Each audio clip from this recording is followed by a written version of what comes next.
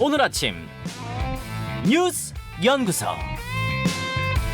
오늘 아침 뉴스의 맥을 짚어드리는 시간 뉴스 연구소. 오늘도 두 분의 연구위원 함께합니다. CBS 조태임 기자 그리고 김준우 변호사 어서 오십시오. 안녕하세요. 예, 오늘 첫 뉴스.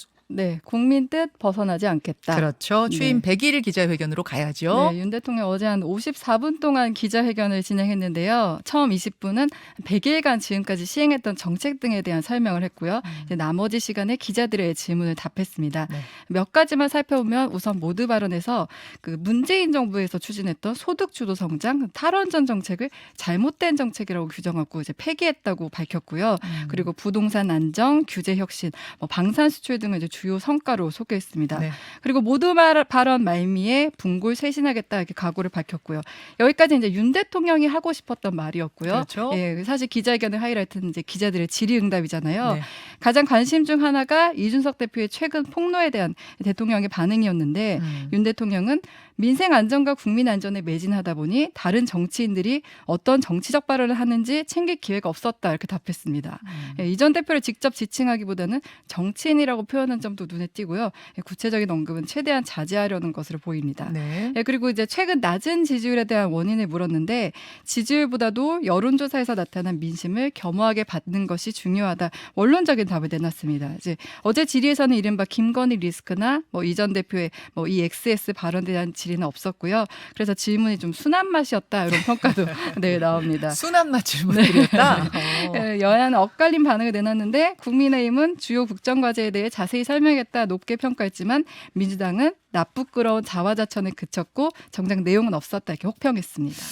자, 평가는 다 다를 수 있어요. 김준우 변호사님은 어떻게 보셨어요? 일단은 대통령실에서는 이렇게 생각한 것 같아요. 8.15 경축사에서는 좀 총론, 구체적 강론은 100일 취임 이렇게 기자회견에서 푼다. 그러니까 왜냐하면 자유만 33번 나왔던 거에 비해 어제는 자유가 좀 나오지 않았습니다. 어제는 국민이 20번, 네. 경제가 18번, 산업, 정부 요게 15번씩. 그렇죠. 네. 그 사이에 좀 비판을 수용해서 급히 바꿨는지 아닌지는 알 수 없지만 이제 그림은 그래요. 그 다음에 그냥 이거를 텍스트 그냥 글로만 보면 질의응답까지 전문을 쭉 보면 예. 그렇게 흠잡을 때가 보이진 않아 보일 수 있어요. 예. 그냥 이런 거 고민하고 있다. 짚어보고 있다. 근데 취임 100일 후에 이렇게 낮은 유례없는 지지율이라는 그 구체적 역사적 맥락을 보면 이 반성과 성찰은 이미 그런 전국에 대한 재구상은 지난 휴가 기간에 해서 오늘 어제 이제 발표할 것을 기대했는데 거기에 대한 진짜 알맹이는 좀 빠져 있으니까. 그러니까 어제 되짚어 보겠다라는 답이 여러 번 나왔잖아요. 네. 이제부터 되짚어 보고 잘 하겠다. 근데 이제 그 되짚어 보는 건 이미 끝냈고 네. 어제는 뭔가 답을 좀 가지고 그렇죠. 나오셨었으면 어땠을까라는 기대를 한 거죠. 그랬어야 마땅하고 그런 기대가 있었는데 그에 대한 부분이 상당히 좀 아쉬움이 남을 수밖에 네. 없지 않나라는 생각이었습니다. 자, 어제 예. 기자들도 같이 지켜봤는데 소위 이제 기자들끼리 속된 말로 야마라는 표현을 쓰는데 이제 핵심 주제, 이제 핵심 주제가 뭐냐, 그거 도대체 뭘로 기사를 쓰고 제목을 네. 뽑아야 되냐 이런 고민을 다 그냥 했었어요. 기자들 은어죠 그거는. 네, 네. 예. 그래서 이제 아무래도 이제 좀 깊은 대답이 있길 바랬는데 바뀌겠다, 노력하겠다 이렇게 다 언론적인 답만 하다 보니까 이제 기사 쓰기도 좀 난감하고 예, 그런 상황이 있었습니다. 기사 쓰기가 난감하다. 그러니까 정치인들이 제일 많이 하고 제일 잘하는 게 뭐냐면 사과입니다. 좀 안 좋은 얘기지만. 예. 근데 검사분들은 사과를 잘 하지 않아요. 예를 들어 본인들이 기소를 해가지고 일부가 무죄가 나왔다 이러면 재판부를 탓하지 네. 자기들이 과도하게 수사했다는 얘기는 하지 않습니다. 그죠? 근데 아직은 검사의 언어가 조금 더 몸에 체화되신 게 아닌가. 정치 데뷔하신 지 1년밖에 안 됐지만 대립의 언어 이런 것들이 더 많고 이제 협치나 통합, 소통의 언어를 좀 더 체화하셨으면 좋겠다는 바람입니다. 오늘 요 이야기는 평가를 좀 두루 저희가 들어보려고요. 어제 여야 평가 나왔잖아요. 여당은 잘했다. 자세하게 국민들께 설명했다. 이렇게 얘기했고 야당 쪽에서는 자화자찬, 빈수레 이런 평가가 나왔는데 다양하게 들어보겠습니다. 우선 대통령의 멘토로 불렸었던 분 신평 변호사의 평가 들어보고요. 또 민주당의 조홍천 의원의 평가도 2부에 준비해놓고 있습니다. 여러분의 평가는 문자로 보내주세요. 두 번째로 가죠. 연기된 이준석 운명의 날. 예, 어제 국민의힘 이준석 전 대표가 낸 가처분 신청에 대한 심리가 네, 있었어요. 어제 공교롭게 이 전 대표가 낸 비대위 효력정지 가처분 신청에 대한 법원 신문이 있었는데요. 어제 결론이 나올 수도 있다 이런 전망도 있었는데 어제 나오진 않고 빠르면 오늘 나올 것이라는 전망도 나옵니다. 예. 이 대표 어제 법원에 출석하면서 기자들이 윤 대통령 100일 기자회견 어떻게 봤느냐 물었는데요. 윤 대통령 발언과 함께 이거 잠깐 들어보시겠습니다. 정치인들께서 어떠한 정치적 그 발언을 하셨는지 제가 제대로 챙길 기회도 없고 지금까지 다른 정치인들의 정치적 발언에 대해서 어떠한 논평이나 제 입장을 표시해 본 적이 없다는 점을 생각해 주시기를 바라겠습니다. 제가 뭐 좀 당내 민주주의에 대한 그런 고민을 많이 하다 보니 대통령께서 사실 어떤 말씀을 하셨는지 제대로 챙기지는 못했습니다. 불경스럽게도. 저런 걸 미러링이라 그러지 않아요? 네. 똑같이 받아서 치는 거. 이준석 대표가 잘하는 거죠. 그죠. 네. 저건 의도하고 한 거 맞죠? 그렇죠. 사실 이 네. 대표가 기자회견을 안 봤을 리가 없고 안 봤다고 해도 듣기라도 했을 텐데 네, 윤 대통령이 그렇게 말한 걸 어떻게 보면 일종의 좀 비꼬았다 이렇게 볼 수 있습니다. 그렇게 본다면은 대통령 역시 그렇죠. 그러니까 보진 않았더라도 이거를 모르실 리는 없는데 챙길 뭐 기회가 없었다 네. 이렇게 말을 한 것도 그렇고. 네네네. 예. 그 부분을 이준석 대표가 좀 지적하고 싶었던 그랬던 거 것 아닌가 같아요. 싶어요. 네. 어제 신문에서는 이제 이 전 대표 측과 국민의힘 측은 비대위 출범 당시가 비상 상황이었는지를 두고 이제 팽팽히 맞섰는데요. 이 비상 상황이 중요한 건 당원에 의하면 당 대표가 거리되거나 최고의 기능이 상실되는 등 당의 비상 상황이 발생할 경우 비대위로 전환할 수 있다 이렇게 규정하고 있기 때문입니다. 국민의힘 측은 당 대표 임기 2년 중 6개월을 대표를 하지 못하게 된 상황을 비상 상황이라고 봤고요. 이 전 대표 측은 당 대표 사고 상태를 당의 비상 상황으로 볼 수 없다 이렇게 주장했습니다. 예. 또 배현진, 윤영석 의원의 최고위 사퇴 의사 이 부분에 대해서도 최고위 표결에 참석한 것에 대해 절차상 하자가 있다 양측이 맞섰습니다. 자, 쟁점들을 설명해 주셨는데 김준우 변호사님 네. 법조인들 의견도 이거는 좀 갈리는 것 같은데. 네, 갈리죠. 네. 갈리는 게 이제 갈리는 것만 변호사한테 옵니다. 안 갈리면 변호사가 사기꾼이죠. 아니, 그러니까 안 갈리면 그거 가지고 법원에 갈 리도 없죠. 그렇죠. 예. 예. 빨리 합의하시고 돈 주라고 얘기하죠. 그렇죠, 그러니까 그렇죠. 그래서 이건 뭐 어떻게 알 수는 없는데 사실은 이제 그 국민의힘 측에서도 그냥 비대위원장 선임하면 이거 큰일 나겠다라는 조언을 받고 이제 그 당원을 개정을 한 거 아니겠습니까? 근데 그 가는 과정에서 또 이제 이게 문제가 있냐 없냐 ARS가 뭐 되느냐 안 되느냐 이거 예. 가지고 이제 여러 가지로 논박이 있습니다만 전반적으로 보면 하자가 상당히 치유됐다고 볼 수 있는 측면이 있어서 아무래도 이제 초기에 만약에 그냥 비대위원장을 임명했으면 이준석 대표가 무조건 이겼을 텐데 지금은 이제 반반 갈리는 거죠. 어허. 자세히 생각해 보시면 징계와 관련해 가지고는 가처분을 이준석 대표가 하지 않았습니다. 그러니까 본안에 대해서는 아니야 징계. 징계. 이건 징계가 윤리위 아니죠. 징계. 이번 그쵸, 건 그쵸. 징계가 아니죠. 그러니까 아니죠. 1단계에서는 왜 그때 안 했냐라고 하면 변호사들이 대부분 당내 그 어떤 민주주의와 관련한 부분에서 법원의 개입이 최소화될 우려가 있기 때문에 이 부분과 관련해서 승산 가능성이 그렇게 높지 않다. 이렇게 많이 봤을 거란 말이죠. 네. 그래서 이제 안 했는데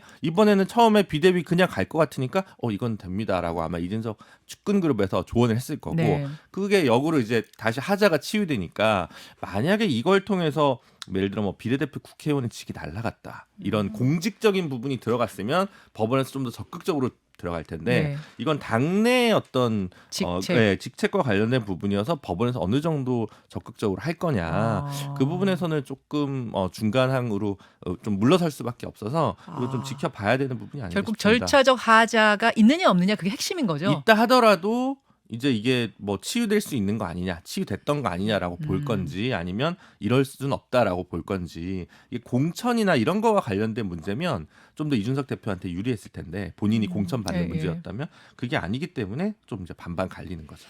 어제 주호영 비대위원장 같은 경우에는 이 질문을 받고 만약 가처분이 이제 기각될 걸로 보지만 인용이 되더라도 그러면 그 절차적 하자만 치유하면은 그럼 그냥 갈 수 있다 또 이렇게 말씀을 하시더라고요. 그렇죠. 그런 문제도 있고 그리고 이게 당 대표로 바로 복귀되는 게 아니라 징계는 살아 있기 때문에 그냥 권성동 권한대행이 계속 직무대행이 계속 6개월 동안 또 하는 거 아니겠습니까?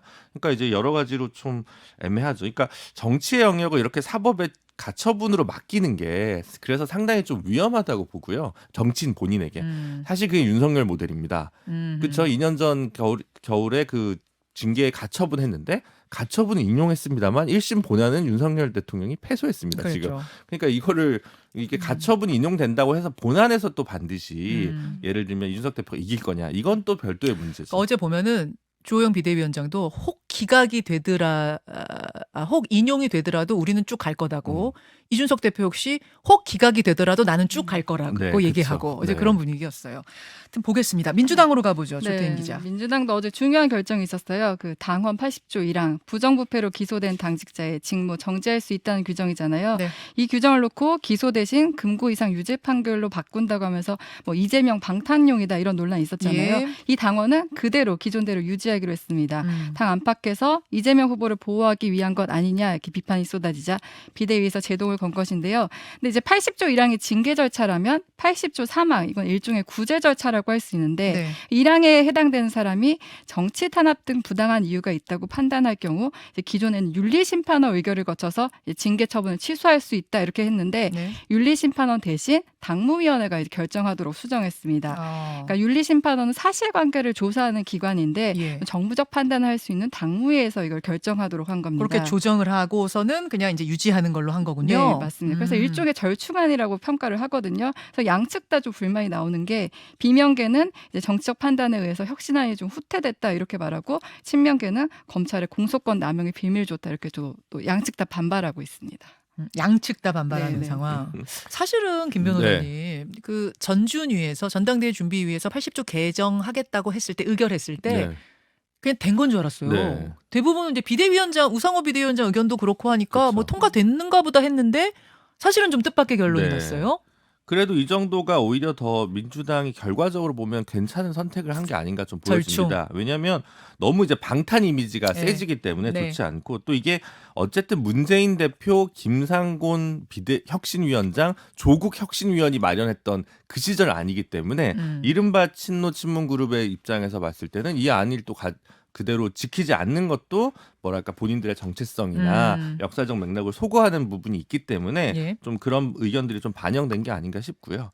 이재명 의원 입장에서는 지금 뭐 사법 리스크라든가 방탄 문제라든가 이런 거 말고 다른 뉴스를 생산해내는 과제가 되게 중요한 것 같습니다. 저는 대선 때도 이재명은 합니다라는 공약이 나쁘다고 그러니까 캐치프레이즈가 나쁘다고 생각하지 않았거든요. 근데 그 당시에 기본소득이 3선 후퇴하고 나서 근데 이재명은 뭘 하나요? 라는 거에 대한 시그니처 공약이 없었다고 시그니처. 네, 그게 없었다는 거죠. 하는데 뭘 네. 하는데요? 이렇게 그러니까 됐다. 이재명 대표 의원이 굉장히 트위터도 많이 하고 예. 말을 많이 했지만 예. 사실 큰 정치인으로 컸던 건 성과였지 말이 아니었거든요. 제가 예. 생각하기에. 그러니까 이재명 의원이 만약에 이제 대표가 된다면 올해 입법 드라이브를 뭘로 걸 거냐가 중요한 거지 사법 리스크에 어떻게 대응하느냐 방탄 이슈 이거가 초점이 돼가지고는 아마 정치적으로 더 큰 위상을 차지하기는 어렵지 않을까 싶습니다. 그래서 이제 이건 빨리 넘기는 것이다. 네. 그 말씀이에요. 자, 그다음으로 가죠. 네, 스토킹에도 전자발찌.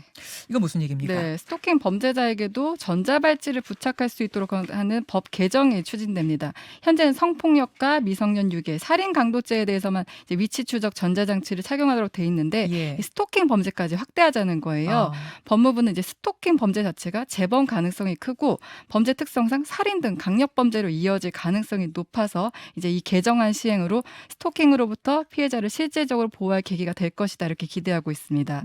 개정안이 시행되면 스토킹 범죄를 저질러 실형이 선고된 경우에는 출소 이후 최장 10년 부착 명령이 내려지고요. 또 집행유예를 선고받은 사람에게도 최장 5년 범위에서 전자장치를 부착할 수 있는 내용입니다. 여기까지 뉴스연구소 두 분 수고하셨습니다. 감사합니다. 김현정의 뉴스쇼는 시청자 여러분의 참여를 기다립니다. 구독과 좋아요, 댓글 잊지 않으셨죠? 알림 설정을 해두시면 평일 아침 7시 20분 실시간 라이브도 참여하실 수 있습니다.